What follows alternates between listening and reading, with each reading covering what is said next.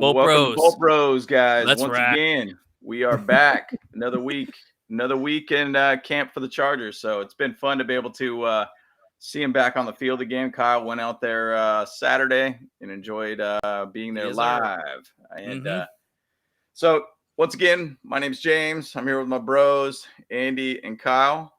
So we got a good show here lined up for you guys. So once again, Bolt Bros. Let's go. Just like what Phone said right now. There you go. Run.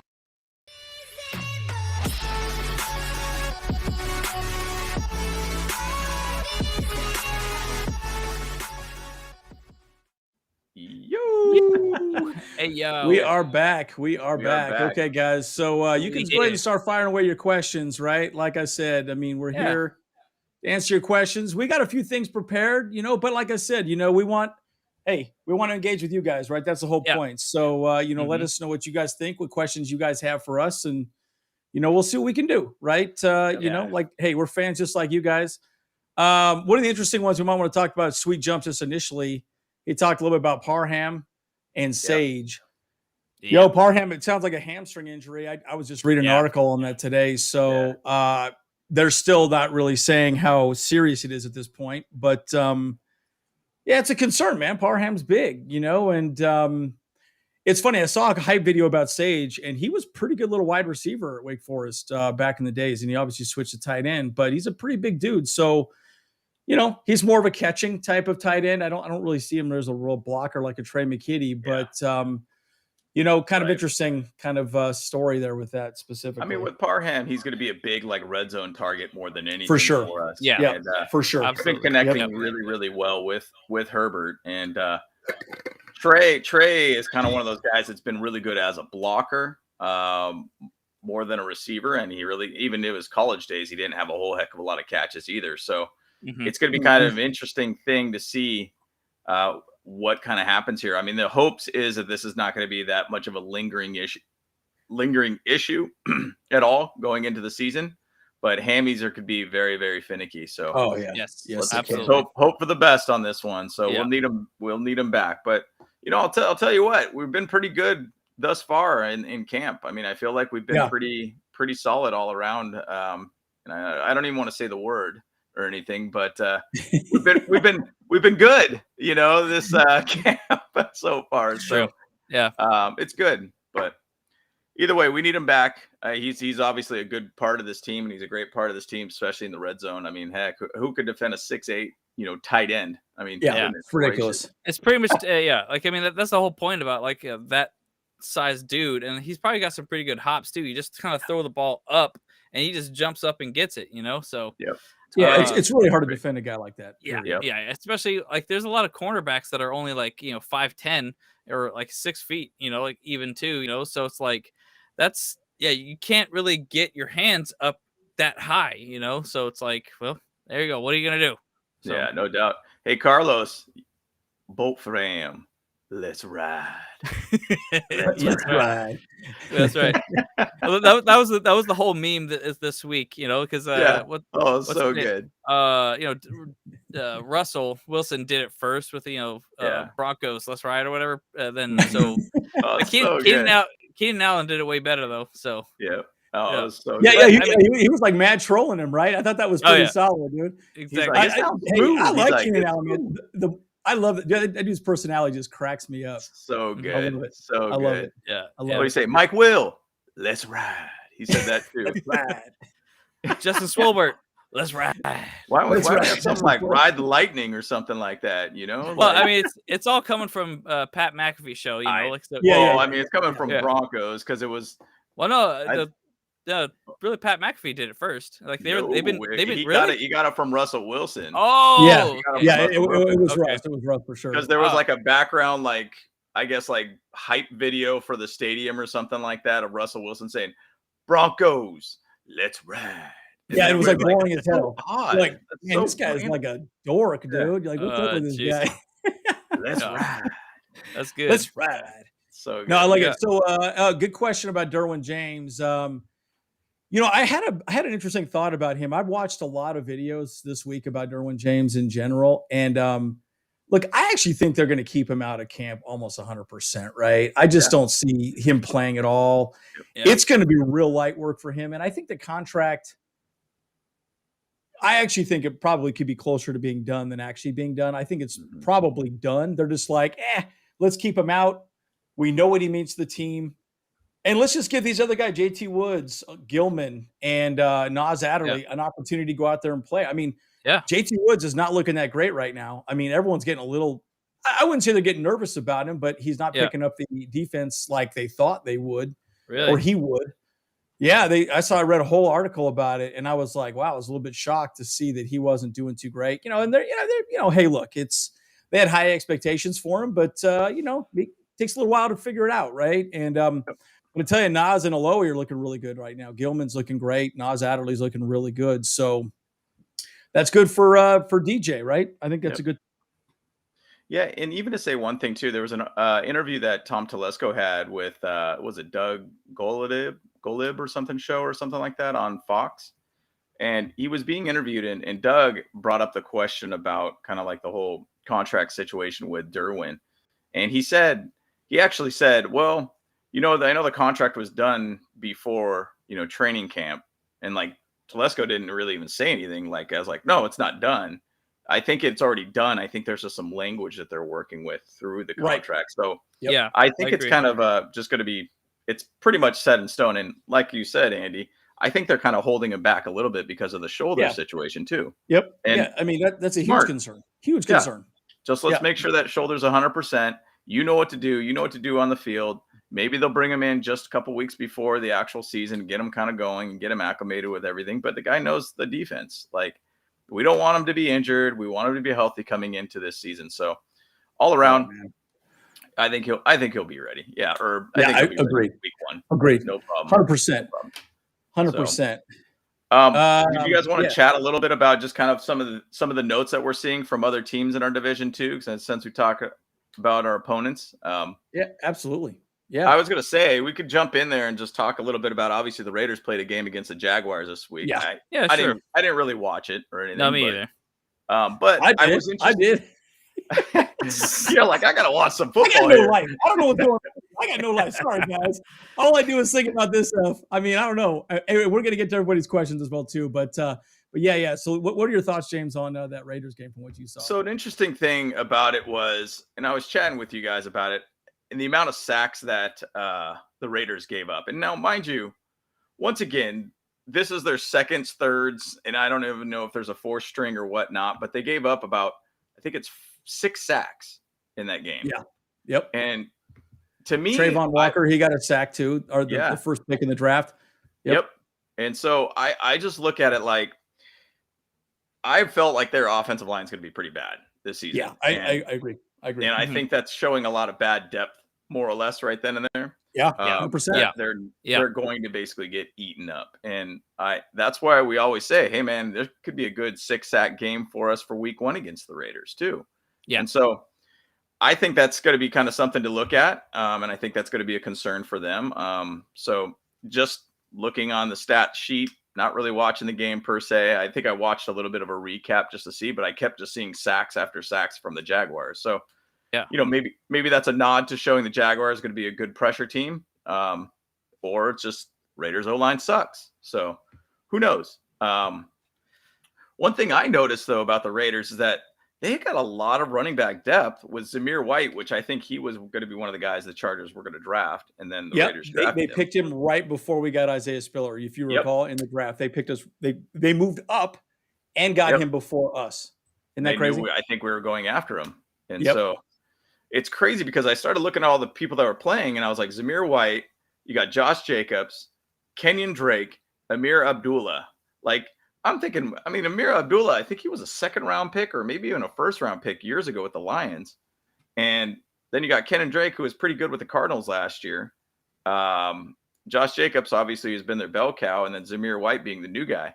Yeah. And now you're hearing rumors, Andy was talking about earlier today, that Josh Jacobs might be getting traded off. So might be getting traded, yeah.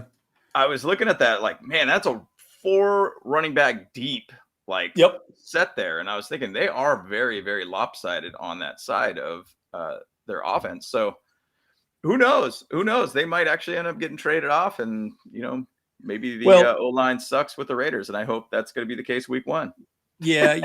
Well, and I think it was kind of interesting. I listened to that a little bit more. I think there is part of the reason why they said that, and I think it was a little bit prematurely released, is they didn't extend his 5th-year contract to Josh Jacobs. So I think there's a little bit of frustration on his part, right? And so I think that's kind of why they're like, well, maybe we can get rid of him or trade him off for something as well, right? So it's kind of a Jerry Tillery situation, with us. But I think that's something to kind of take a look at, right? So yeah. Yep. Absolutely. And it seems like if I'm looking at the Chiefs a little bit too, I'm actually just looking about like what they had for practice yesterday. They seem like they're saying that, which is weird because I feel like I haven't heard anything about Juju Smith-Schuster at all. But I guess they're saying that Marquez Valdez-Scantling is going to be kind of the go-to wide receiver in OTA so far. Yeah. Oh, really? Interesting. Okay. Yeah. Interesting. And then also, but then at the training camp, it looks like also Juju Smith is starting to get a lot more targets. So I don't know if they're just starting to ramp up a lot with those guys because they're kind of new to the system.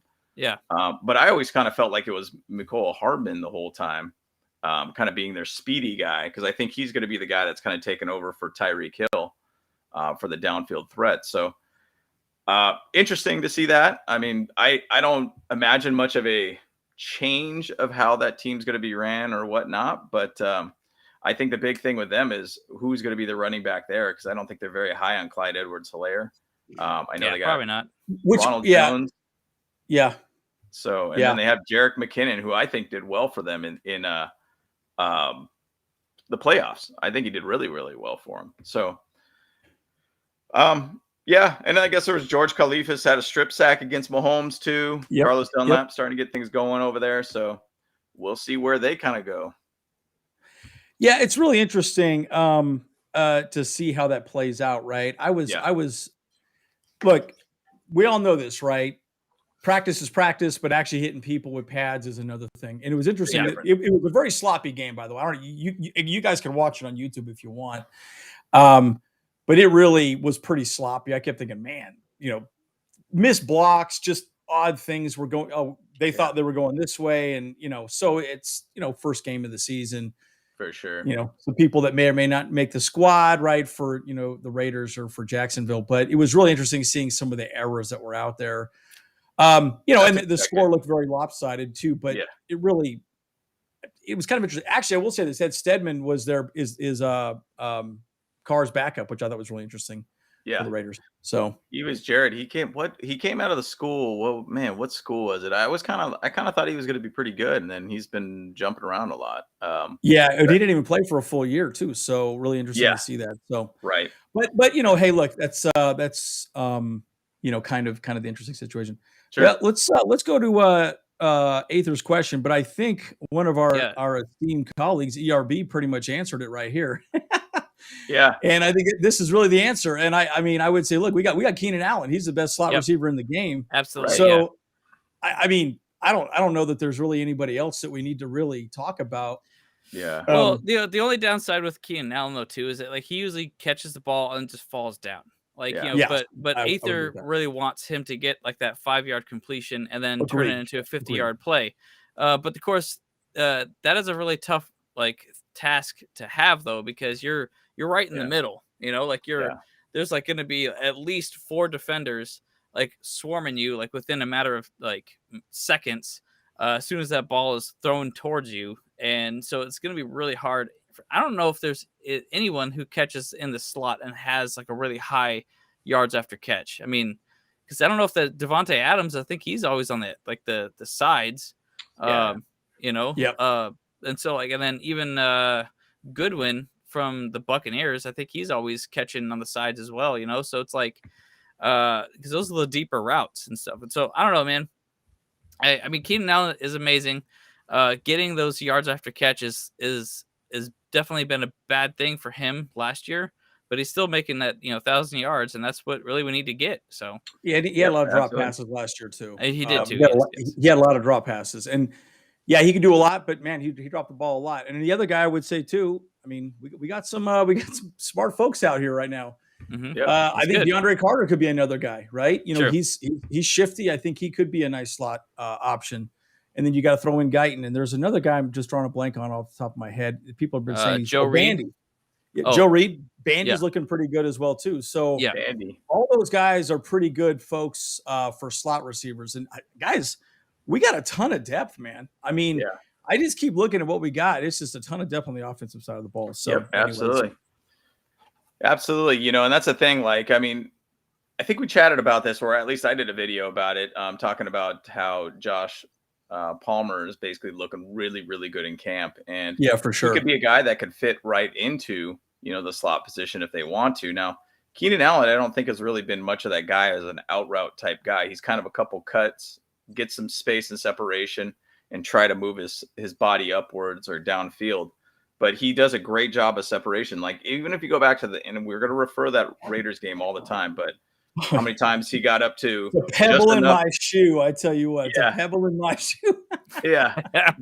Getting just up to like the first down line. I mean, he was able to get that separation to be able to get to that point, to be able to just get us the first down to keep the drive alive. And that's a guy that's a clutch guy. And you need that kind of guy on our team. And I mean, Keenan Allen's one of those guys that always get a nice separation every single time. So it's really good. So I know we didn't even chat about the Broncos at all too, but I know one thing that I read about the Broncos, I think it was Tim Patrick blew out his knee, by the way, this week. I saw that too. So their wide receiving core is getting less for them. I think they they had two injuries. Yep. Yeah. It was a tight end or something, wasn't it? Yeah. And they're gone for the season, which is kind of sad. Gone. Both, See ya. You know what? I like, it's funny. As fans, we tend to forget that these are real people and have real lives, and this is their whole dream to be in the NFL. And you don't want to see anybody get hurt, right? That's the last thing you want. I will say this too. That's one thing that's really impressed me about Brandon Staley compared to some of our coaches in the past. He's been very he's resting a lot of starters, right? I mean, they're having heavy rest days. They're not out there going hard. And we're not going to see a lot of them in these preseason games, but it will be interesting to see what some of these rookies can do. So, absolutely. And I mean, even to say with the Broncos, just to even finalize that side, it sounds like the defense is ahead of the schedule than the offense, which is kind of what I expected. So we'll see. I mean, it's obviously only week 2. I mean, there's a lot of time ahead of us, and there's a lot of time to get it done. But, we've talked about these new head coaches coming into the division, and there's a learning curve for all sides of the ball. And so for us to be able to go against these guys at, like Raiders week 1, they might be a scrambled eggs by that time because they don't even know what they're doing on the field. So, well, they're installing a new offense and defense too, right? And again, we saw last year, Justin Herbert was pretty vanilla, right? That's again, if you watch my video breakdown of that Raiders game, I really felt like there were some opportunities for Justin Herbert to audible out. You knew what the defense was giving you. Check out, do some sort of pass to the flat or RPO or play action. And I think this year you'll see a little bit more of that from that Justin Herbert for sure. So absolutely. One thing I will say, and I know Aether, you talked a little bit about Josh Palmer. See, the thing about him being in the slot, I don't see him as a slot guy. I kind of see him more like a Mike Williams. And then I see Guyton more like a Keenan Allen slot guy. Right. So again, correct me if I'm wrong, but I just think Guyton is more that slot kind of slippery receiver. I mean, he's also the downfield guy, right? I mean, he's the one that got the 65-yard pass against the Giants last year. So I kind of look at it like, I don't see him as being the slot guy in my opinion, but we'll see, right? I think time will tell. So, Yep. So, and do we want to talk more about offense or defense first? What are you thinking here, James? I know we could kind of go a little more both ways. Let's start a little bit with the defense first. Yeah, I feel like we always. Because I think also because Sweet Jumps is asked, he asked this question earlier too. Who's Damon Lloyd? He's one of a random player that we have that actually is shining through right now in the linebacking. He's doing really well. Yeah, it's an interesting thing with him because he's kind of came out of nowhere, and I kind of forgot about this guy. He actually signed with us a while back, and I think it's actually a 3-year contract, I believe. With us, there's not even a photo on our site, on the athletic side or anything like that. It's kind of hilarious. So he was from a spring league, and he signed with us. It's interesting because his numbers on his pro day are actually pretty good. So he has a 4.62 40. For a linebacker, that's not too shabby. 4.23 20-yard shuttle, 6.93 cone drill, 21 reps on the bench, 33 inch vertical jump. Is that right? Yeah, 33. Because I was gonna say 33 feet, it's gonna be monstrous. But yeah, like, wow, I was reading that really odd. What's going on here? Yeah. But he seems to be doing well. And the thing is, though, the linebacker position, I mean, that is a position of need for us. And that is absolutely. I mean, we still don't know anything about Kenneth Murray at all still, too. And I don't even know if I've even seen him at training camp when I was there. I didn't even see him cruising around. But no, I don't think so. I think he's still on the PUP list right now. Man. So he's still in recovery mode. So, I mean, if we're going to see him play, it's going to be week 1 against the Raiders. I mean, I would say he should probably rest a little bit and not just right in, so that way he can be like, okay, get a little bit more rest, get some more practice in before we just throw him in. Sure, we're paying him a lot, but I would like to see that as opposed to anything. But I mean, our middle linebacker core is going to be short. It's going to be light though, so it's like that's the hard part. Is that I mean, we got a lot of talent in there too, and we got a couple veterans, Troy Reeder and Kyle Van Noy at this point too. So I don't know if Damon Lloyd's going to be able to make the team because I mean we still got other people in front of him too, the second-year veterans. So. Yeah, it's gonna be my prediction. Yeah, it'll be KVN. KVN's going to be the starting middle linebacker most likely. I think that's a big reason why they're not. He's not practicing a whole lot, right? I mean, Brandon Staley's said nothing but good things about him at this point. So I feel like he's pretty much going to be the guy. But having said that, right, you kind of never really know, how it shakes out, right? And let's just hopefully he stays healthy. So Yep. Yeah, and I mean that's the thing. Like this camp is so interesting. So like our episode today that we're going to chat about is just week 2 kind of camp breakout players for the week for sure. And so we even bring up with him basically being Lloyd, kind of getting some little bit of news out there showing that he's actually doing pretty well. Somebody actually brought up one of the players that we had on our list here, but it was Brendan Fehoko. It's one of the guys that we chatted about. So he's kind of one of those guys. And by the way, if you didn't see the video, I guess he's got terrible music choice and everybody hates his music choice. They say, never passing him the aux, right? Yeah.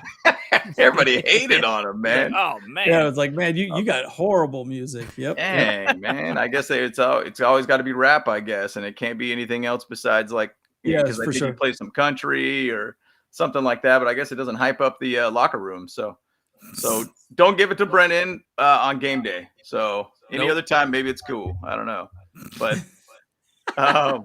either way, like Fehoko has been making some plays, and I feel like he's been doing a really good job. He's working with also. I think there was a video of him working with Bosa on just kind of like techniques of things on how to use his hands and position his hands, and to be able to find a way to be able to get to the quarterback and such. Right.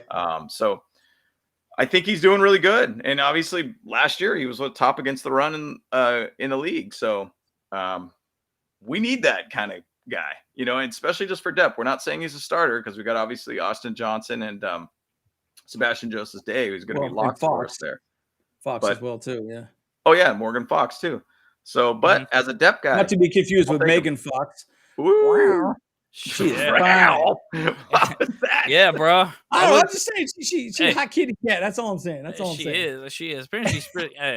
No, she's kind of crazy too. I mean, she hooked up with Machine Gun Kelly or something like that. And I guess there's the start of the relationship. Apparently, it was that they were at a party, and she said to him, "Oh, you smell like weed," and then he said in response, "I am weed," and then that was it.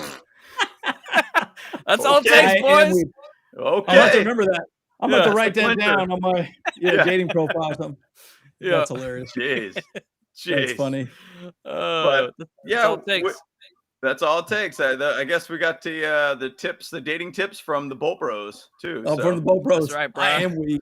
I wouldn't kick you out of bed for eating crackers. Tell you that. Yeah, for sure. Yeah. No, but going back, I mean, the cool thing about the defensive linemen that we got, right? I think it's amazing, and again, we haven't seen anything else about Tillery being traded away or anything like that. So it's interesting to see how that's kind of played out. But I think we are going to be in excellent hands this year defensively on the line. We're going to be stopping the run. And everyone forgets that Khalil Mack is very good at stopping the run. Yes. He's very good at stopping the run. So, and Joey Bosa is better than above average, right? So, yeah, I don't think we're going to see a lot of people gash us like they did last year, right? So I'm kind of excited to see that for sure. So, yeah, that's definitely necessary. In that interview I was watching of Tom Telesco, they brought up the whole thing about, how we basically lost through the defense. And he was pointing on the guy was not Tom Telesco saying this, but the guy who was interviewing him was bringing up, well, you probably lost it just because of the run defense. He's like, well, that wasn't our only problem. There's other problems too. There was a lot. I mean, we weren't kicking field goals either. Yeah, field goals. We couldn't hit it. Yeah, we didn't really have any depth at all. Couldn't flip it was the field. Yeah, it just wasn't working. So either way, I mean, our offense was clicking, but then our defense was just really kind of a mess, and special teams were a mess. So there was definitely other things out there that were problematic for us, and what kind of happened last season. So. Probably, and it kept us out of the playoffs, to be honest. So, but with Fehoko too, he was just looking at some of the notes and everything too. He was winning battles a lot on versus Will Clapp and Brendan Hymas, getting tackles for loss. He's getting double team, is still not allowing a lot of yards. He's able to get off the block basically, and to be able to get to the running back and just have short gains. And it gives me flashbacks of the mid-2000 defense where you're in the stadium and everybody's saying, "You can't run, you can't run, you can't run." Let's hopefully that comes back this season, because that'd be exciting to be from one of the worst in the league to basically one of the best. So I mean, and I think they can make that happen, right? I mean, bottom line, they can make that happen. I mean, they revamped. There's potentially 8 starters out there that were not on the team last year. That's a completely new team, So. Yeah, it's exciting. I mean, we could go through that a whole lot. Yeah, and then maybe let's maybe do one more on, maybe 2 more on the defense, and then we'll flip to the offense. I know you guys are talking quite a bit about the offense as well too. Maybe let's go Mark Webb real quick, and then we'll just go to you guys' questions. I know it's all offense is what we're seeing here on the side, so I kind of want to stick to one side first. So Jane, maybe give us a little idea on Mark Webb, and then we can kind of go through one other person we highlighted, and then maybe give a couple of sprinkle in a couple other names on top. I think Staley has kind of a soft point in his heart for Mark Webb. Big time. No, he really does. He does. Yeah, I think he really, really likes the guy a ton, and he was a 7th round pick, I believe, last year with us. Yep, he got hurt. And he got injured out of the season. Sucks. He's another Georgia boy. So I kind of feel like, hey, it was a year early that he came out. Well, I wouldn't say it's a year early, but he wasn't able to be a part of the national championship team. But he did really, really well over at Georgia. And maybe we found a guy that actually could really step up again for us as another depth guy too. So once again, if you haven't seen, Mark Webb's been doing some pretty flashy plays during the camp. Really is trying to find a way on the squad. And I think he's doing a really good job. I know Brandon Staley said the one thing is, though, I need to be able to see him tackle, and that's my biggest concern. And so that's where it starts getting to the point when you have your pads on, you start really trying to do a little bit of tackling a little bit more and such. And we've talked a lot about this defense, and this defense is all about being very versatile. Like Kyle Van Noy, he's a versatile player for us. And I feel like Mark Webb's starting to kind of be that guy too. So yeah, for sure. So he ran with the ones in the money role, or basically the safety linebacker hybrid position with 6 defensive backs. Now that kind of dang near sounds like the 5-1-5 that we've been talking about. Yeah. Also played as basically safety and star with a nickel quarterback. So he's moving around. He's trying to find somewhere on this team, and he's been doing really, really good. And he even picked off a batted pass from Herbert to Palmer, picked off Daniels. Seems to be getting around there and getting very involved. So it'll be interesting to watch him in preseason game to see what he could do. And it's exciting to kind of even look at all the guys in preseason, because most of the time when I'm watching preseason games, I'm like, whatever, it's Chargers football. But now I feel like I'm invested in some of these players and these depth guys. So it makes it more exciting to watch. Yes, absolutely. And honestly, I really do like preseason. I know a lot of people are like, whatever about preseason, but I actually like it because you get to see the players that don't normally get to play.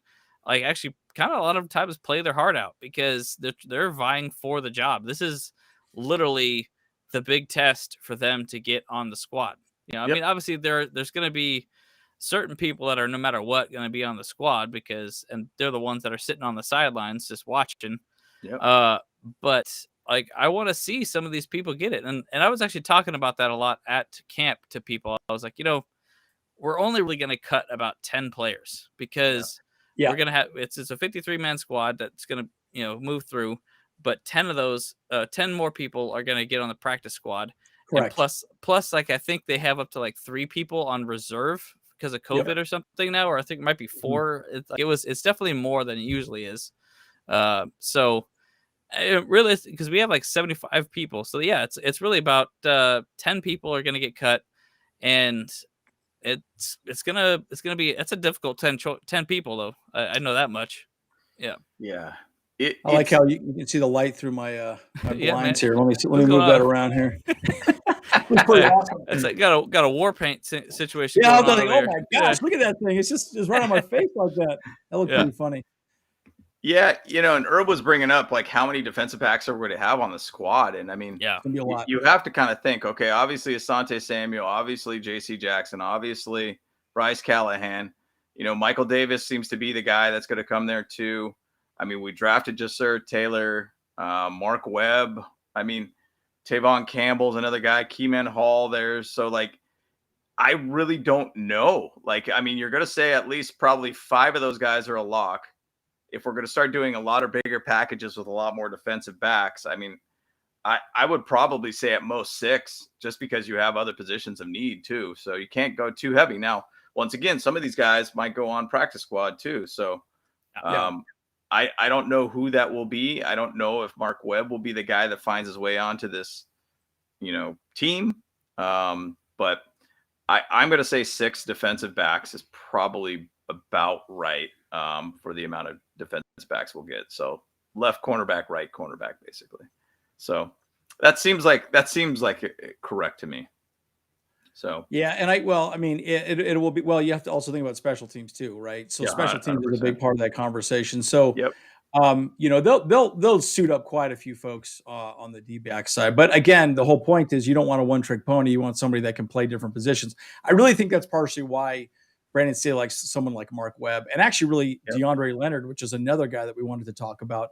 And then we'll move 100% to the offense, guys. Okay, so and I know you guys asked those. I'm like reading through these questions. I'm like, wow, you guys nobody wants to talk about defense today. I thought you guys would want to talk more about the defense because you're getting more hype about the defense at this point. Absolutely, because we're going to score, right? Herbert's going to score points. I mean, I don't think that's a question. But it's good to see the defense doing so well. There's really no change to our offense this year at all. Like we basically kept everything the same. In fact, we just improved our right side. So it's like, I mean, there's not a whole lot to talk about on that side. I mean, going into the defense more though, I mean, when I was there on Saturday, like Michael Davis got an interception. He got an interception. Of course, it was off of Easton Stick or whatever. But J.C. Jackson also got an interception. That one was off of Justin Herbert though. It was kind of a bobbled pass. But he kind of stuck with it and just kind of took it home. So, and the thing about it is, like, that was his first pick in the camp for J.C. Jackson, and that's kind of what I'm expecting. Oh, that's the second. This is the second one. Oh, the other one was a tip pass too, right? Yeah. So there was one earlier in the week, but then there was one Saturday when I was there. So got it. Okay, so that was the second. The thing about it is like I don't think a lot of people are going to want to challenge him, and I mean, I think they are not going to throw to him. They are not going to throw to him. But I think if somebody does throw to him, then he's going to be like, all right, game on. Let's go and try to get this pick. Because I think he thrives off of that. And I mean, he's got that Revis Island kind of mentality where he basically just goes after the ball and gets it. And he's just like, hey, you're not going to throw anything on me. And I'm a lockdown corner, basically. So I love to have a player like that. So it's exciting to see him getting picks and getting challenged. We need him to be challenged. Yeah, absolutely. Get ready for the season. 100%. Well, and again, right, it makes us just get better on offense in general anyways, right? So, and again, why did we lose last year? Defensively, we could not stop the run. J.C. Jackson had 8 interceptions. Our team as a whole had 7 interceptions last year. 7. Not good. He beat our team last year in interceptions. Jeez. Individually. Yeah. See, that's why I don't think they're going to throw to him at all. They're going to throw to other people. They're not going to throw to him. Why? 100%. So, Yeah. 100%. Yeah. Well, and one other cornerback that we've been talking about too, and getting a little bit of hype, and I know I didn't really put that in my head of him being one of the 6 guys to get in, which now it could make it to 7 possibly. But Dean Leonard's another guy that we drafted too. Yep. And he's been solid. He's been solid. Yep. Like, I've been pretty impressed by that guy so far. And his dad was like a coach too, so I think that probably helps out a little bit for him, kind of getting him prepped and everything. But I feel like he's really not a rookie. I feel like a lot of people are pretty impressed about his preparation for the game and everything too. So he just seems ahead of like the other guys, like the JT Woods and the Jasir Taylor guys. Like, I feel like he's way ahead of those guys. And Jasir Taylor's getting a lot of love too as well. So yeah. Yep. But a lot of people seem like Jasir for sure. Yeah, and with Dean, like, I just feel like he's doing things. The game's not big for him, I should say. I didn't say big enough, but I think it's not too big of a situation for him. I feel like he's understanding what's happening right now, and he's able to make some plays, and so getting a lot of reps with the ones too. So that's kind of an interesting thing to see. So, but I think he's also getting a lot of reps with the ones because Derwin James is out anyways, and so I think they want to see who could step in, because the whole point about having Derwin James do whatever, he could man up. Like, let's say we're playing Raiders week 1, they'll probably just put him on Waller. They'll just have him man up Waller 100%. Take him away, then you take away Adams with J.C. Jackson, and then you really just got to contend with oh my gosh, what am I drawing a blank on the other guy's name? The guy the little white homie that's pretty quick. Oh my gosh, from the Raiders. Renfro, yes. I kept thinking of something different. And he's awesome, right? But he's probably going to be having a big game. I mean, if I was a fantasy football, I would say he's probably where the ball is going to go to. Mm-hmm. But I would assume though they probably put maybe put Asante Samuel on him, and then maybe have some help on the top for him as well, something of that nature. So it'd be really interesting to see how that plays out. But so yeah, I mean, according to PFF, Renfro is put into the slot position for the Raiders. And correct. So that's going to be typically going against Callahan. In that position, it could be Callahan. Mm-hmm. Callahan, and also linebackers. So and then of course safety if he keeps going down deeper and stuff. So we'll see. We'll see Callahan and Adderley probably double team him deep in the deep routes and stuff. And then right now PFF is showing that Adams is going against Asante Samuel Jr. on the right side, which I don't see that happening. I see them definitely switching that up for Jackson to Adams for sure. Yeah. I don't even know why they would say that, because I already know that Brandon Staley wants to double. He wants to put his number 1 on their number 1 and just take him out of the game 1,000%. Completely. Yep. I'll say this though too, is like, Davante Adams is dangerous with his route running. I don't know if you've seen some of his things. Like, he has his little juke move or whatever. Of course, I kind of predict. I see him doing every single time I've seen him. He does 3 steps, 1, 2, 3, and then he just picks his side, and usually goes left. Like, it's about like 75% time that he goes left, and so, but that's enough to break a lot of people's ankles. You're getting tired, you're not thinking of much anymore, so like you're not like prepared. So but it's gonna be wild to see. Like, and the truth is, I have seen footage of the J.C. Jackson getting his ankles broke a couple times, like against some players. So it's gonna be it's gonna be fun to see like that matchup. And I know that J.C. Jackson's up to the task, Davante Adams up to the task.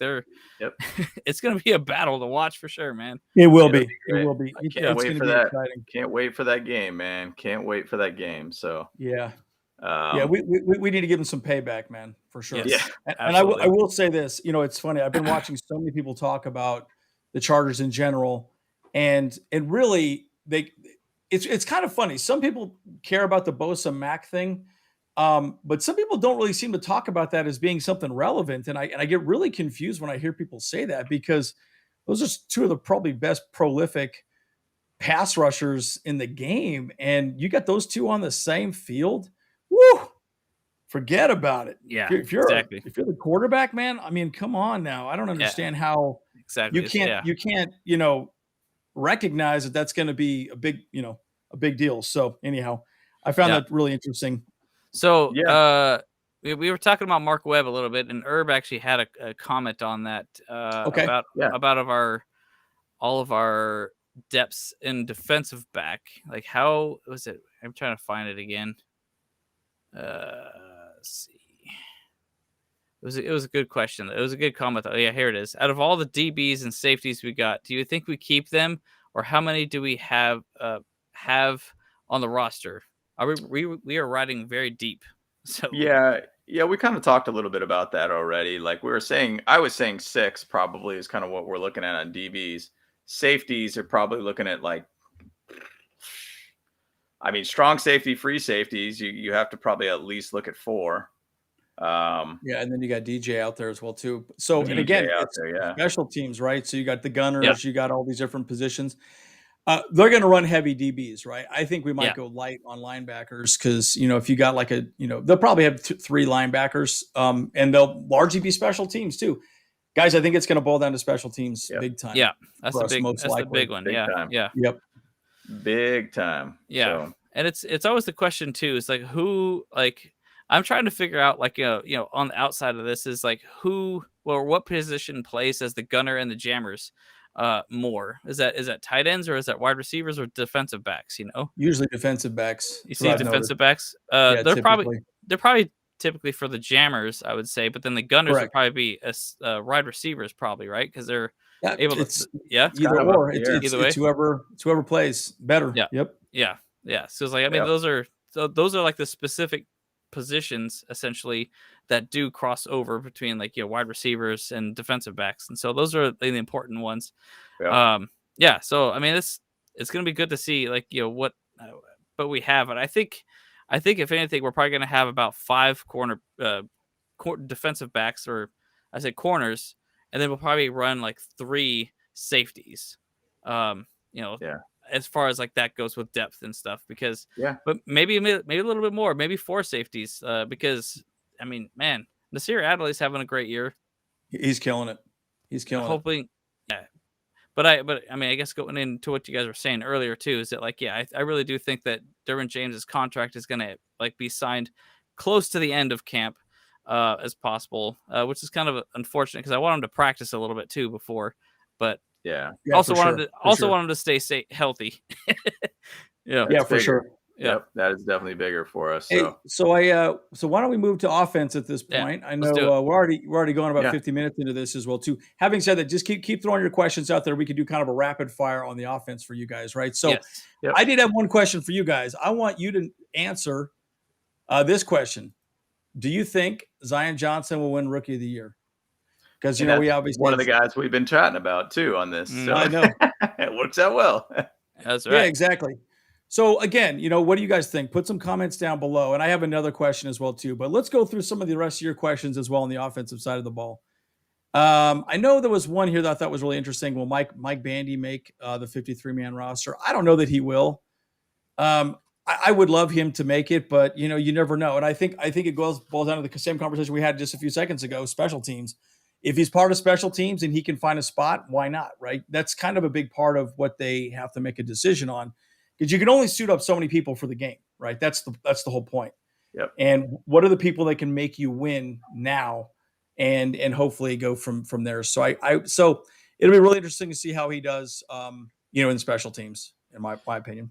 Yeah, and Bandy, that's kind of where he has to find his way. Our wide receiving depth is pretty deep, and it's a lot deeper than I thought it was. Yes. So Bandy was on the team last year. He played, I believe, in the Texans game. I did some punt returns. A lot of injuries.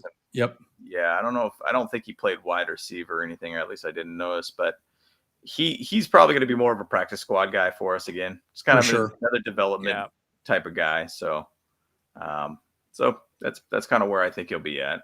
Yeah. I definitely don't see him taking the 53. I mean, because we got, obviously Keenan Allen, Mike Williams, Jalen Guyton, Josh Palmer, and DeAndre Carter. 100%. They're on the 53 man for sure. And then someone's probably looking at here. Some of these players, I'm not 100% sure who could make it or not. I mean, because there's who's going to get that 6th spot, maybe as a practice squad guy. I don't know. Maybe we have 2 practice squad guys. I'm not sure if how it shakes out for wide receivers on squads. So man, it's a tough situation for our wide receivers. I mean, yeah, we wrote down DeAndre Carter as one of the guys this week that has had a really solid camp, and so he's a shoe in for a wide receiver position on this team. I mean, he's going to be a kick returner, punt returner for us probably. But you start thinking, okay, Keenan Allen, Mike Williams, Josh Palmer, Guyton, and then DeAndre Carter. There's no room for that wide receiving core at all. Yeah, it's going to be tough. It's going to be tough. I mean, I don't think we could get to a sixth wide receiver on this team, just because obviously there's other positions of needs for this team. For sure. So and it's again, a very, very hard situation to be able to get past that wide receiver 5. And this is really why special teams matters, right? I mean, I remember at the beginning of camp this year, Austin Eckler specifically talked about that's how he made the team. He made it on special teams, and then he just worked his way up as a running back. And so, look, you gotta find your way in there somehow, right? And this is a deep team completely, right? So that's good. So why don't we go to Aether's question here? We talked a little bit about the offense being predictable. I think part of why I was saying it's being predictable wasn't necessarily that the calls were predictable, but we didn't have the full playbook. It's very clear that Joe Lombardi did not just throw everything on Justin Herbert, because Justin Herbert was a little bit confused. And the good news about this specifically is that even Brandon Staley and Joe Lombardi said Justin Herbert's got it. He's understanding the plays better. I think we're going to see more audibles. We'll see more checkouts, which I think is good. Because he's like Phil Rivers. He'll be the general on the field, or Peyton Manning, or any of those other, or Tom Brady for that matter, right? So they'll know the playbook well enough that he can check out and do some more creative things at the line, which I think is something we lacked last year. I think we became a little predictable. I don't know. What are you guys' thoughts on that? Yeah, there was a lot of like small play type stuff. And I felt like the first down, second down, like we chatted about, was pretty bad for us. And so that could also be basically just maybe bad run plays, maybe bad pass plays. And then for some reason, Justin Herbert lit up on the third and the fourth down pretty much and became one of the best quarterbacks in league for that. So for us, I want to see less of these like 3rd and 8s and 3rd and 9s. And like, because if we have sucky first and seconds, like we're always in a long play situation to make something happen. And that probably meant that we had to go for 4th downs a lot too. So I think we just need to find a way to be able to have a little bit more longer rips and plays that actually seem to get the ball downfield. And I feel like it was just kind of stagnant sometimes for us for 1st and 2nd down. So that's, I think, where the predictability kind of comes in with them, that it's just not being very effective on us 1st and 2nd down. So my hopes is that they will show that they're at least having a little bit more grasp of the offense here for the 1st and 2nd downs. And obviously I still want to have that element of them wanting to go for it on 4th down when necessary kind of thing. But I think it's really about us just seeing that offense growing to become more of a juggernaut based offense every single down. So I think that's kind of really what's necessary. And that's kind of where the predictability we've been chatting about is. So there's a lot of quarter ones that we didn't do well. There's a lot of first quarters we didn't do very well in scoring touchdowns, and third quarters we didn't do well at scoring touchdowns too. So and you're illustrating a perfect point. This is why I kind of, in a weird way, think the Raiders and also the Broncos are going to struggle, because they have first-year head coaches. They're installing new offense, new defense. And it's difficult to be successful at that, right? And it was funny. I was watching the Hall of Fame game. Dick Vermeil was put in the Hall of Fame as one of the head coaches, and he said, what's the biggest challenge between the head coach now when you were a head coach? He said, they have less time with their players to coach them. And that's very true, guys. Like Dick Vermeil was having 3 hours a day, scrimmages, back to back, no rest. It was, I'm running you guys ragged. That's a lot. But he would basically, it was crazy, but he got him in tip top shape. And that's what he did. You can't do that in the NFL now. You cannot do that. So the point is, you have less time to work with these guys. So I think that's why a first-year head coach it's very difficult to be successful, because you don't have as much time to coach them up as you've had in the past. So anyways, I don't know what your thoughts are there, Kyle, at this point. Yeah, I mean, I'm just kind of looking at the history that Joe Lombardi had with like the Saints as well. And truth is, I mean, he has a system that freaking works. I don't know if he's going to change it up too much. I mean, looking at Drew Brees, I mean, he made the Pro Bowl 13 times. Basically, majority of those times were at New Orleans, and he got All Pro as well in that time. And so I don't really think he's going to change it up too much. I mean, yeah, he's going to have like some certain plays here and there and stuff like that that are new because he has to, but for the most part, it's going to be a pass heavy offense, and like I hope that the looks are going to be different enough for those 4th and 20 Staley type of situations, Fourth and Staley.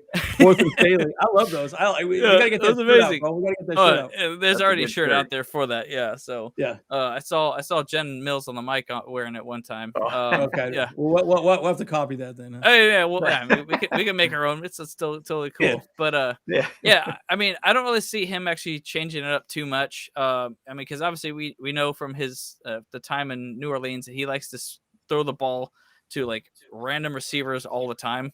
He's not going to only throw it to Keenan Allen or Mike Williams. He's going to throw it to Josh Palmer and Jalen Guyton, or even Trey McKitty when they're out there, So it's like, so when it comes to his play calling, I think he can stick to what he knows, and what he knows is that's making his quarterbacks get 5,000 yards, 30 plus touchdowns, So, yeah, man. Like he's gonna keep it basically the same, I think. Yeah.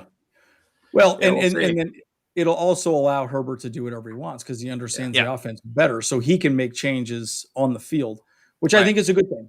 He has to be an on-field general. I mean, all the good quarterbacks become that at some point. Right. So I guess that's the question, right? Because some of the big concerns about Phil, Phil Rivers was great. He was an on-field general.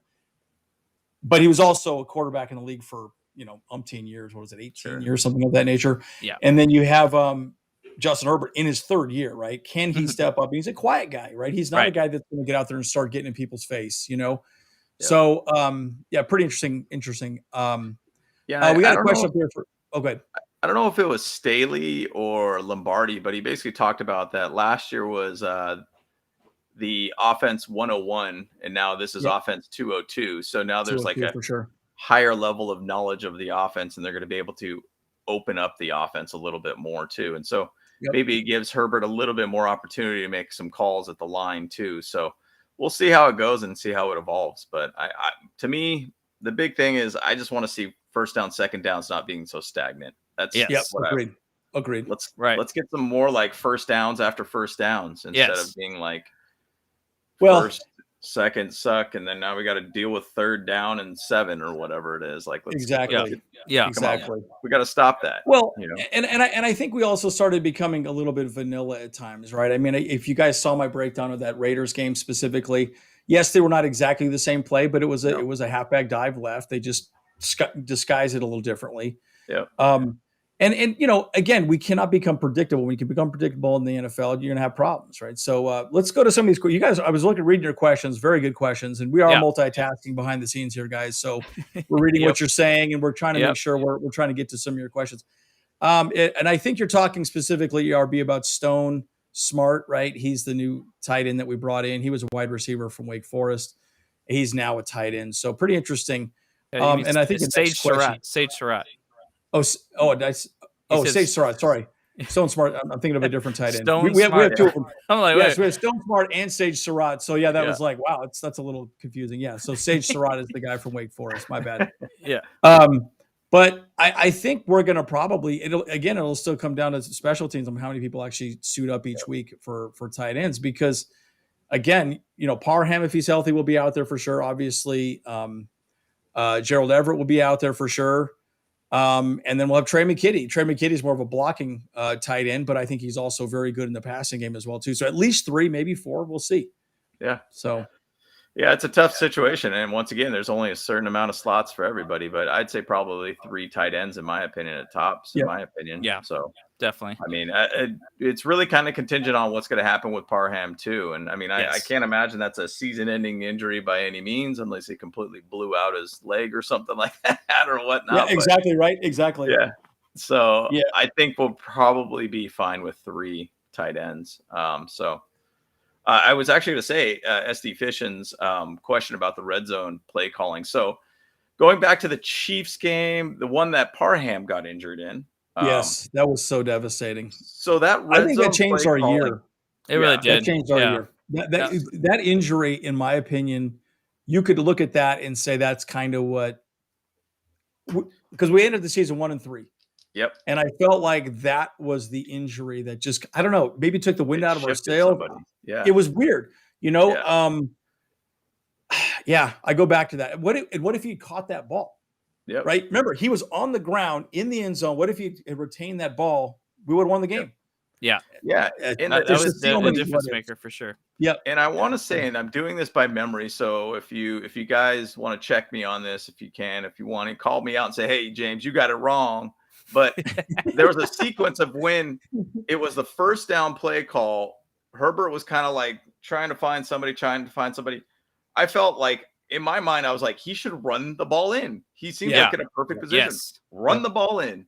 And he threw the ball away. Second time, I think, was to Mike Williams. He got hit kind of hard, dropped the pass. And then the third down was Parham basically getting KO'd, basically. Yep. And so, to me, like, I looked at that first down. I'm like, dude, you have the ability to run the ball in. If you go back to, like, even in his college days in the Rose Bowl, he won that Rose Bowl for Oregon against Wisconsin. He ran the ball, 4 touchdowns pretty much that entire game. He maybe had 100 yards total passing in that game, but he ran the ball in, and he was being a mobile quarterback. I feel like that's a dimension. If I'm going to say something that needs to be changed, that's something that needs to be changed at least give Herbert the awareness, hey, run the ball when you have the opportunity. But be smart about what you do. Don't take hits, but be smart about when you should run the ball in. And that sequence, he should have ran the ball in, and that would have basically not had Parham get injured. That would have not had Mike Williams take a little bit of a lick too. Yeah. Like, those are things that I'm like, should have happened. So the red zone play calling, I think, does need to adjust. And I do think they need to do some rollout kind of plays, things to get them out of the pocket, give them an option to either throw the ball at somebody or run it in kind of thing. So that's just my thoughts. Well, I think you're right. We got a little vanilla at times, right? Yep. I think, there were some moments where I think, and again, this is also a first. I mean, Joe Lombardi wasn't a play caller in Saints offense, right? He was there.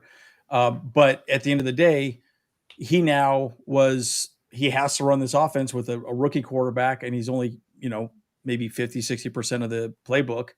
And so, I mean, it's a problem, but we need to be more innovative. I think that's really what we started to become a little bit vanilla.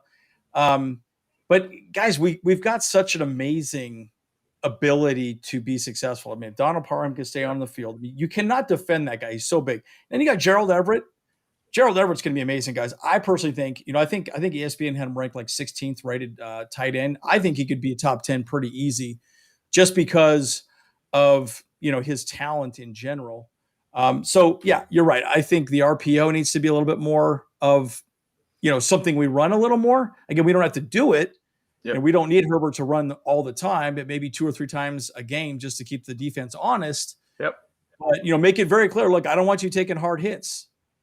Herbie. Yeah. So, anyways, and I think that's probably why he didn't run that. He was probably told not to run it because of that Chiefs game where he went around the edge.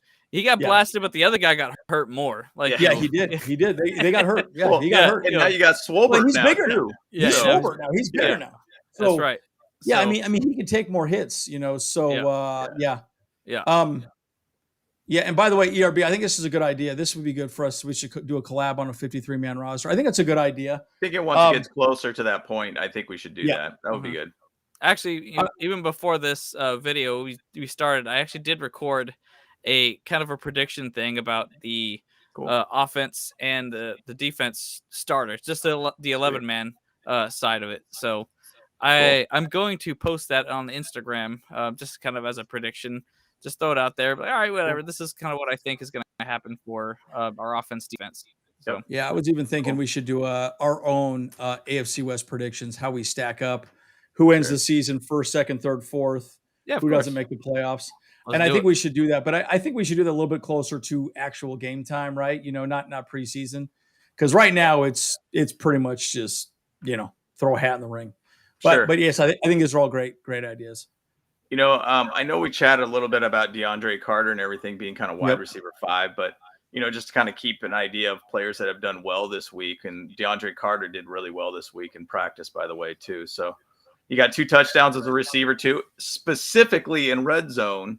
So once again, going back to that, now we'll have another guy that could be a red zone target for us, and he's got some wheels. So I mean, he even returned a kickoff too, first attempt on Friday, ran back it for a touchdown, dude. So that's a guy that's could help us out a little bit on the red zone too. Kind of going back to that last question. So he's a good impact guy for us. So I'm excited to see him on the field and see what he could do. And now once again, he's a wide receiver 5. I mean, you're not going to have a ton of targets to take advantage of those targets when he gets them.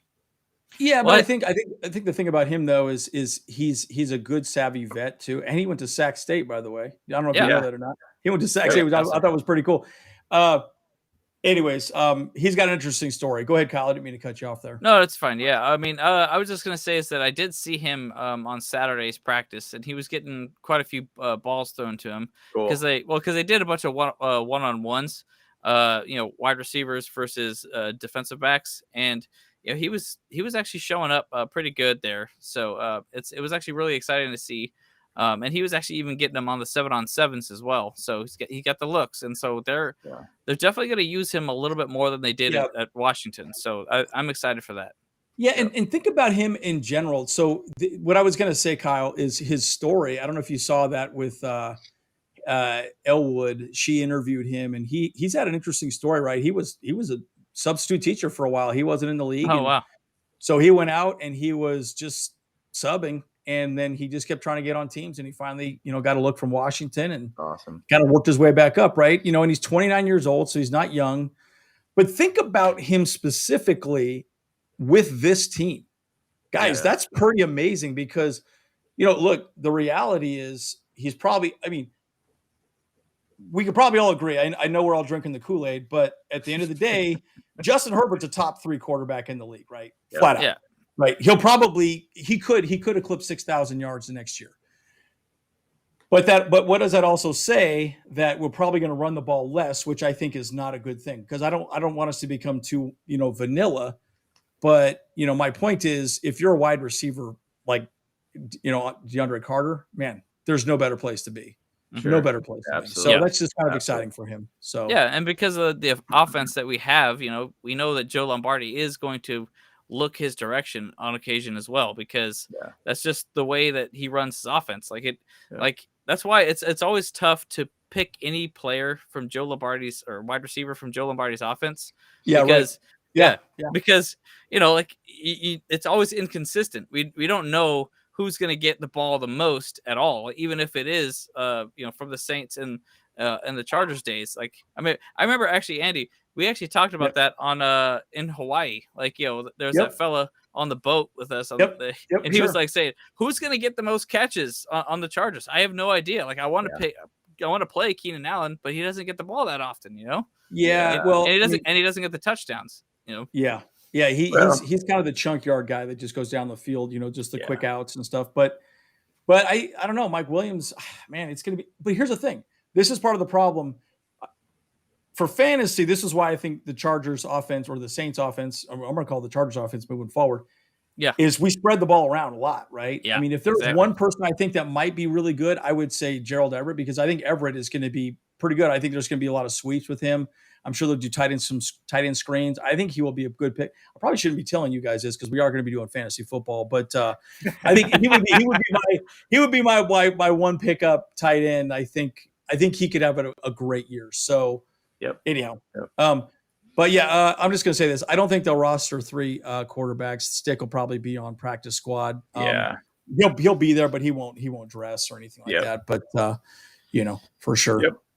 Yeah, if you guys want to chat a little bit about the right side of the line too, obviously you chatted about Zion Johnson being a rookie too, rookie of the year. Yes. It seemed like everybody was kind of saying, no, that's probably not going to happen. And I don't really know of many like offensive lineman guys. Yes. Get rookie of the year, but that's probably going to be a hard no. Yeah. Well, it's offensive rookie of the years are always like the flashy stat guys, like you got to think of like when Herbert won it and what he did. And then you got Justin Jefferson too. It killed it too. Like those are the guys that get the nods basically. But the thing is, with Zion Johnson, he's going to be one of those guys we need on the team to keep that right side going. And so, I mean, everybody's saying he's looking the part and he's looking great. He kind of has a lot of reminders of Slater when he got picked up too. And Lindsley and Slater are basically giving him great like remarks about him, saying that he's looking really good on this team. So immediate impact at the position.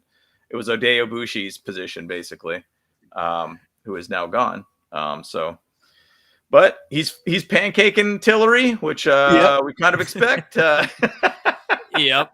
Yeah, I'm really going to be curious. It's going to be curious to see if they do trade Tillery off. I mean, I know that it's kind of gotten quiet, but I don't know, man. He's not looking the part. I was going to say one thing. I was watching some more film on Zion Johnson. I'm like, God damn, he's got big arms, dude. That guy has got the biggest freaking arms I've ever seen. I was like, Zion, dude. He's Zion. I was like, is that really his arms? They look like legs to me. I mean, they're just crazy. And oh man, and he definitely had to get a custom made suit for those arms, man. Like it's like they probably just took 2 pant legs for his sleeves, instead. And then I had one other thought was basically so by the way, I did throw the question out here. Who would be ranked higher, defense or offense for 2022? Most people seem like they're saying the offense. I would agree with that. I would say this, guys, if we're a top 10 defense and even top 10 in special teams and we stay 3 or top 5 in offense, guys, we are in a Super Bowl run, right? And by the way, I'm going to tell you this right now. On these videos, we're going to track where we're sitting offensively in the league. How do we stack up? How are we stacking as we're going?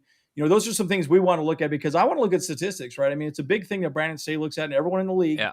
Where are we doing good? Because we want to talk about how teams are going to play us, how we're going to play them, where we think, we're going to attack these guys, right? So I think that's great. So anyways.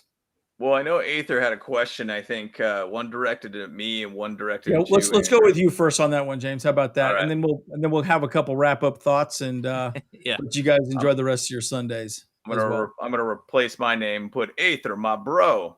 Aether, that doesn't work out as well. Aether, bro. My bro, this is for you. So maybe if I said Aether, my bro, this is my response to your question here. So what's your realistic expectation for the secondary? You know how bad they were on the third down. So, the thing is, though, we chatted about J.C. Jackson. Nobody's going to really try to throw too much on J.C. Jackson. Who are they going to pick on? Asante Samuel Jr. They're going to probably pick on Callahan at that point. If obviously Michael Davis is out on the field, they're going to pick on him too. So the thing is, though, this year could be very, very different because there is going to be a lot more depth in that position for us. And I think that Michael Davis has his moments that he's good, and then there's a lot of moments that he does some bad things. I think now this year we have a little bit more depth. I mean, we've talked about guys out there that like Dean Leonard is one of those guys that I think is, to me, I think he's better than Tavon Campbell, which, anytime 20 was on the field, they were throwing the ball at that direction every time. Picking on him the whole time. So bad. Never failed. Bad.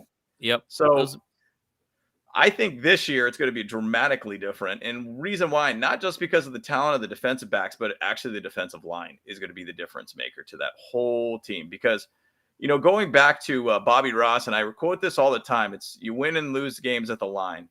And if we have a solid defensive line, guess what? Everybody else in the back end of the defense is going to get better. And even to say some of the picks that have happened in training camp, Is somebody making a batted pass of some sort or a pressure that made him throw the ball a little bit away, and then it gets batted and then basically gets picked off by the defensive back. That's what a good defensive line could do for you. Create pressure to make him make mistakes. And so I think we're going to be really good this year. And I'm not going to say necessarily something that like we're going to be a top 10 in the cornerback position. Maybe we are. I don't know. I think as a whole, our defense could easily be top 5. I would be okay with just a top 10 defense. Heck, I might even be better with a top 15 defense, just because of where we're at last year. It was just tough to watch. So it was so hard. Yeah. Our defensive linemen were basically speed bumps, man. They just slowly, it was just horrible. It's so embarrassing. So bad. Yeah. So bad to watch. Yeah. So it'll be interesting to see, but as a whole in a defense, I mean, every part makes every other position better. And last year, our defensive backs our pass yards against our defense wasn't bad because our run defense was so terrible that they would run the ball on us more than pass the ball on us. So they knew how to beat us. They knew how to beat us, right? Attack their weakness. Guys, and again, I've talked about this. James and I work in IT. Kyle's working in movies and so on and so forth, right? And so I understand the idea of statistics and, looking at some of these, statistical wins that you can have against the other team. And they knew, dude, run the ball. The Chargers can't stop it. So they just ran the ball until the Chargers couldn't stop it, which they never did. We never stopped it last year. So we got to be the big fat guys on the line that can jam the hole. And that's the whole point of the defensive linemen for Brandon Staley's, defense is just jam the hole. The blockbuster boys. I know people don't like that, but it's kind of interesting. I think it's great. I think it's awesome. I think it's pretty funny. I was yelling at the defensive line about that, and they kind of laughed. I was like, "Blockbuster boys," and they were just like, "Blockbuster boys." That's right. I remember that. Yeah. I saw Sebastian yesterday. He's like, "Oh yeah, what's up?" Yeah. By the way, Paris Johnson would be amazing. I know he's a pretty big lineman from Ohio State. If that's the same guy you're talking about, yeah. It would be interesting to see if our first pick next year is a right tackle. That'd be pretty interesting. But could happen. Pretty smart. We'll see how it goes. Again, that's also going to be one of those things that we need to kind of keep focusing on in camp and obviously preseason games. So it'll be interesting to see who gets the nod for right tackle in the first game. So Ethan, your question about Mac and Bosa, man, I tell you what, I think there's a good chance we get 30 sacks from these guys this year. 15, however that breaks out, who knows, right? But it could happen, guys. I mean, now again, Khalil Mack's got to stay healthy. He's got to stay healthy. Yeah. And I think that's what, what's there. It was funny. I was actually watching an announcer the other day, and he thought he'd be 40. And I'm like, man, 40, that seems way too high. That's way too high. I mean, I can see the total team 40 sacks. But to 40 between Khalil Mack and Bosa, I don't know. No, that's high. That's high. That's a bit high. But I think 30 could be good. I mean, I think 30 makes sense to me. Definitely. But again, right? What has Khalil Mack consistently said? We're a paper team. We've done absolutely nothing up to this point, right? So, it'll be really interesting. But again, to James's point on the secondary, having that pass rush does what? It makes it so the defense, the corners and the safeties can catch balls, and we'll get more turnovers, right? And again, if you watch that video that I did on the Raiders game, most NFL quarterbacks are trying to get the ball out of their hands in 2 seconds, right? So they got 2 seconds to make a decision. Where's the ball going? Right, left, wherever. And guys, with Khalil Mack and Joey Bosa, if you're not getting the ball out in 2 seconds, which, by the way, Derek Carr averaged about 2.5 seconds, you're going to see some strip sacks. You're going to see some fumbles and forced, plays. So we'll see. We'll see how it plays out. But I think, sky's the limit, man. But sky's the limit's always in training camp. So I guess we'll see what happens. Absolutely, man. Absolutely. Yeah, well, you know what? I mean, just like Staley says, it begins and ends in the trenches, It does. It does. Because truth is, to answer both those things, the front line is going to make a lot of disruptions, and it's going to cause a lot of problems for the backfield, it's actually more opportunities for our backfield and against the wide receivers, because they're going to be trying to throw ducks. They're going to try and be scrambling, because obviously that's where Patrick Mahomes shines a lot, though. He's scrambling around, doing all kinds of weird things, So, and Russell Wilson, he's still got some legs. He can still do that kind of stuff too. But he's obviously a little bit older, so he's gonna get caught, easier. So it's gonna be, man, so like I would say that our defensive backs are gonna perform much better in those situations, and our front end is gonna get a ton more sacks. So yeah. It'll be good. It'll be good. I mean, that's what we hope for, and that's what we would love to see. I mean, I'd love to just see a nice, stable defense all around. Good, consistent, getting some picks, getting some sacks, getting a lot of pressure. Forcing basically bad passes, not giving up big plays, basically. So we'll see how it ends up going. So, and that's exactly what we didn't do last year. Yeah, I mean, and it is going to be. I mean, and guys. I keep thinking about ranking who's going to do what 1 through 4. Man, it's going to be tough, and I look at every single one of these teams. Every single one of these teams could win it. Every single one. Yeah. Again, I don't want to utter the thoughts that the Raiders could win the division or even the Broncos or even the Chiefs at this point. But look, if you think about it, unbiasedly, they have gotten better, right? And the Chiefs are still the team to beat in that division. So yeah. It's going to be exciting.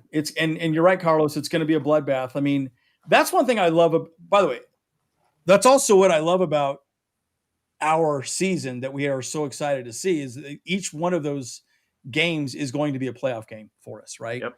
And as fans, you want to see, to be the best, you got to beat the best. And I think we're in the best division, so we'll be ready to go against anybody at that point. So. Yep.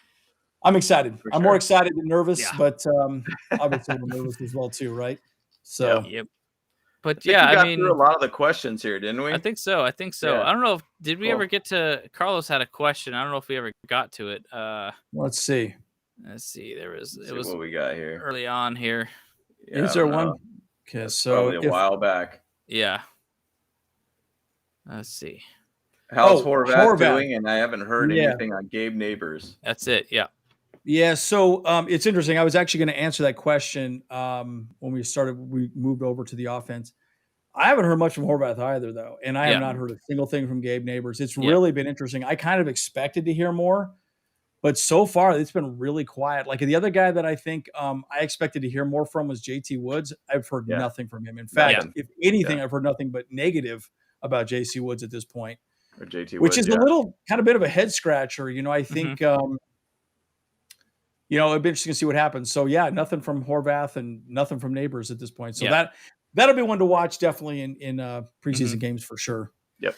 And the truth is, Horvath was the 7th round pick. He was like 2 people shy of being Mr. Irrelevant. And as much as I like what he can bring to the table, it's not necessarily a flashy pick. I think if he's going to join the team, he's going to be part of the practice squad. So.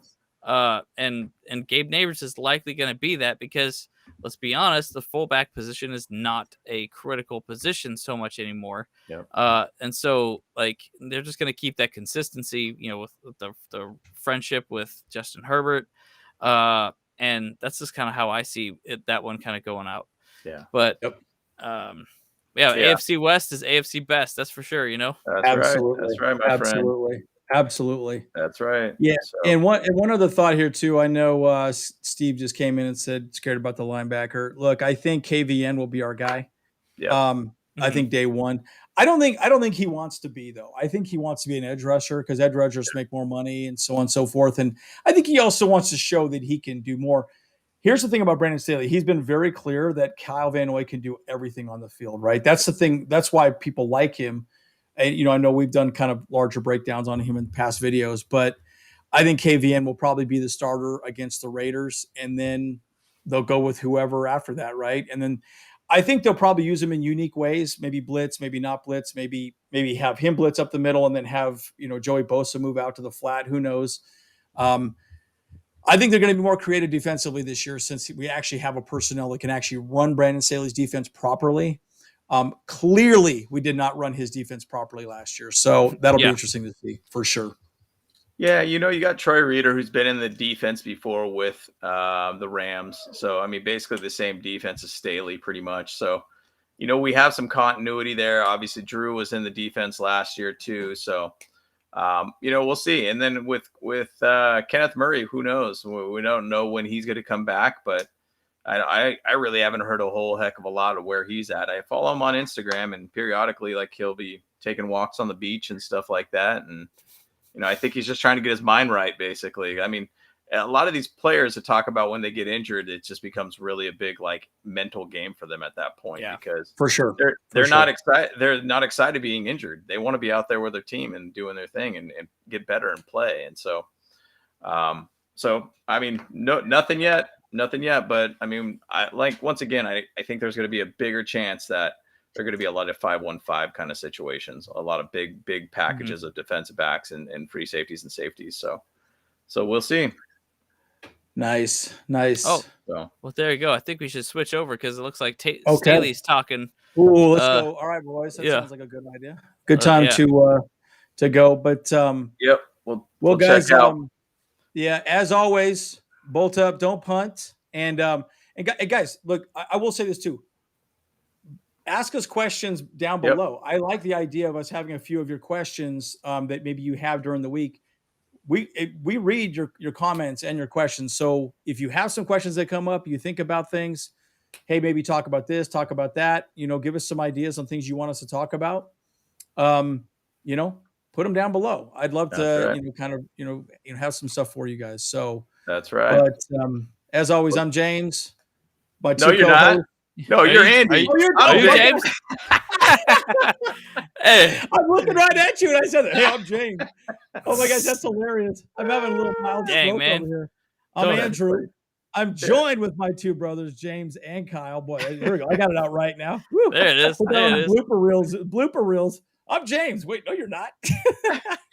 But we're the Bolt Bros, and always love to have you guys. And we out. Bolt fam, let's ride. Let's ride. Woo, let's go.